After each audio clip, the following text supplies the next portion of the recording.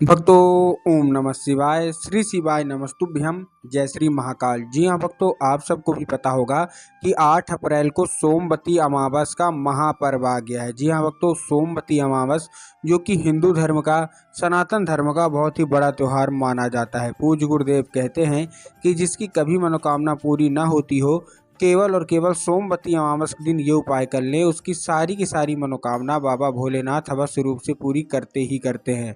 पूज्य गुरुदेव ये भी कहते हैं कि जितनी मान्यता या जितनी कह सकते हैं महत्वता हमारे मकर संक्रांति की रहती है, प्रदोष के व्रत की रहती है, सोमवार की अष्टमी की रहती है, उतनी ही ज़्यादा महान्यता ये हमारी सोमवती अमावस की भी रहती है। तो अगर आपकी कोई भी ऐसी मनोकामना है जो कि वर्षों पुरानी है और अभी तक पूरी नहीं हो रही है, तो आपको सोमवती अमावस के दिन ये उपाय अवश्य रूप से कर लेना है। क्या करना है, कैसे करना है, पूरा आपको समझाने वाला हूँ। उपाय ध्यान से सुनिएगा, अच्छे से करिएगा। अगर आपने आज का ये उपाय ध्यान से सुन लिया, अच्छे से कर लिया, तो 100% है कि आपकी जो कोई भी इच्छा है, जो कोई मनोकामना है, सारी की सारी महादेव अवश्य रूप से पूरी कर ही कर देंगे। देखिए, पूज्य गुरुदेव की जो कथा होती है, जैसा कि आपको पता है कि लाखों की भीड़ आती है और जितने भी भक्त रहते हैं वो अपनी मनोकामना गुरुदेव तक कैसे पहुंचाते हैं? पत्र के द्वारा वो अपनी मनोकामना गुरुदेव तक पहुंचाते हैं। तो साल 2023 में ये भी पता है कि देखिए, ये जो हमारी सोमवती अमावस आती है, ये साल में केवल और केवल एक बार आती है। तो पिछली बार साल 2023 की जो ये आई थी सोमवती अमावस, ठीक, तो उसमें बहुत सारे जो भक्त आए थे, महिलाएं आई थी, सब ने पत्र के द्वारा गुरुदेव से प्रश्न पूछा था कि गुरुदेव, हमारी ये मनोकामना पूरी नहीं हो रही है, किसी की धन प्राप्ति की मनोकामना पूरी नहीं हो रही है, किसी की कर्जा मुक्ति की मनोकामना पूरी नहीं हो रही है, और अलग अलग तरह की सबकी अलग अलग मनोकामना थी। तब गुरुदेव ने 2 से 3 उपाय बताए थे और कहा था सोमवती अमावस के दिन ये उपाय कर लेना, तुम्हारी जो कोई भी इच्छा है, जो कोई मनोकामना है जो कि अभी तक पूरी नहीं हो रही है, सारी की सारी मनोकामना तुम्हारी अवश्य रूप से पूरी होगी ही होगी। जब गुरुदेव ने उपाय बताए तो लोगों ने वो उपाय जाके घर में किए और उपाय करने से 1 से 1.5 महीने के बाद गुरुदेव की कथा में वापस आए और गुरुदेव को फिर से पत्र लिखा।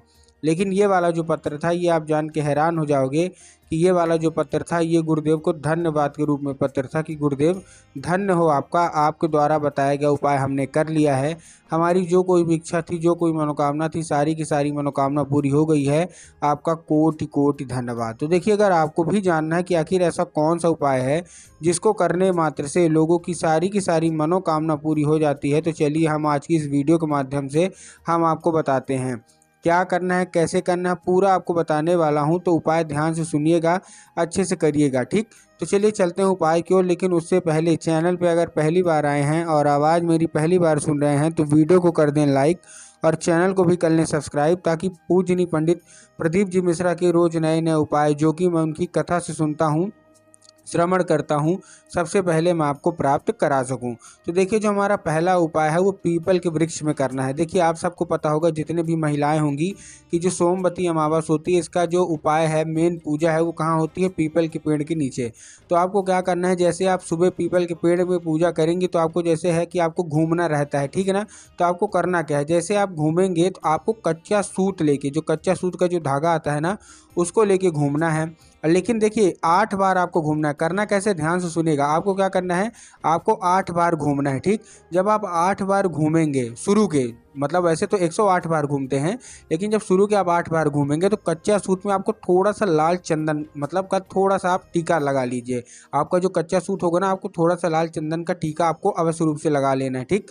अब जैसे ही आपने लाल चंदन को थोड़ा सा लगा लिया, लगाने के बाद आपको क्या करना है, जैसे आप लगा लेंगे, लगाने के बाद आपको घूमना है, बढ़िया अपना घूमिए और 8 के 8 बार जो भी आपकी मनोकामना होगी, देखिए कोई भी आपकी मनोकामना हो, जो भी आपकी मनोकामना हो, आपको 8 के 8 बार घूमते घूमते बोलते रहना है। वही मनोकामना आपको 8 बार बोलना है, ठीक।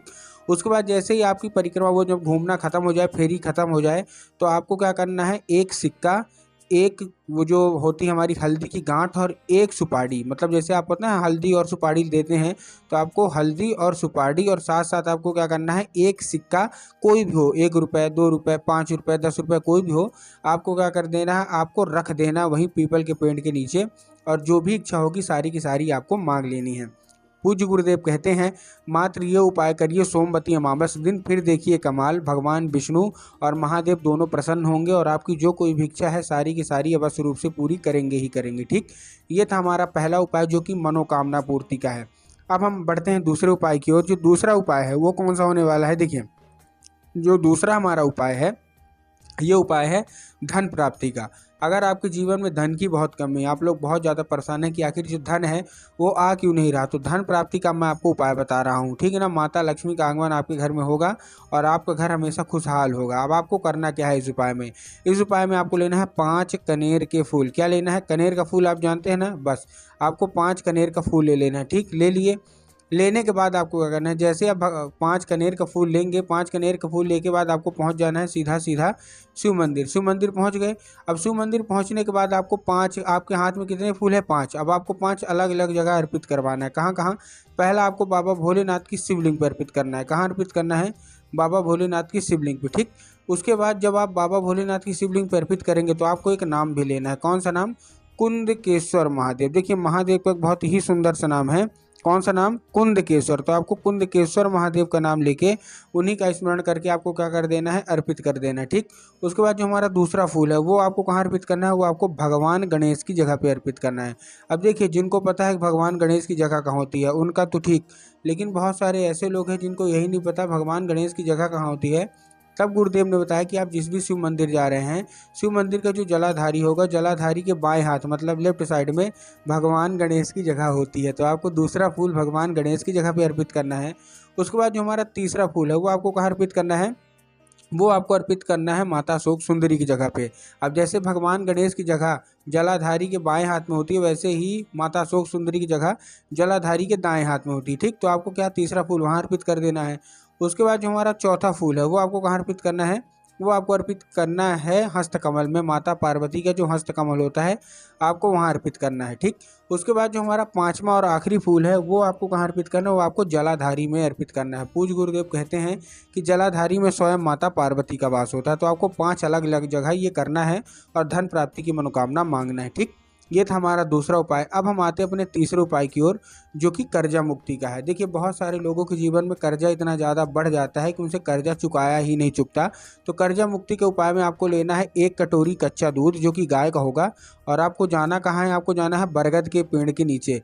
देखिए जो लोग आधा अधूरा उपाय सुनते हैं ना, उनके दिमाग में क्या होगा कि हमको कहाँ पहुँच जाना है, हमको सीधे पहुँच जाना है शिवलिंग पे। लेकिन नहीं, आपको बरगद के पेड़ के नीचे जाना है। जैसे आप बरगद के पेड़ के नीचे जाएंगे आपको 3 बार परिक्रमा करना है और आपको जीवन में जितना भी कर्जा होगा सारा का सारा आपको बोल देना है माता पार्वती से और बाबा भोलेनाथ से। उसके बाद क्या करना है, आपको बटकेश्वर महादेव, देखिए नाम में बिल्कुल कंफ्यूज मत होइएगा, आपको बटकेश्वर महादेव का नाम लेके आपको क्या कर देना है, आपको अर्पित कर देना है। और अर्पित करने के बाद जो भी इच्छा होगी मनोकामना मांग के चुपचाप घर आ जाइए। पूज्य गुरुदेव कहते हैं मात्र 1 से 1.5 महीना लगेगा, आपके जीवन में जितना भी कर्जा है सारा का सारा महादेव चुकता कर ही कर देंगे।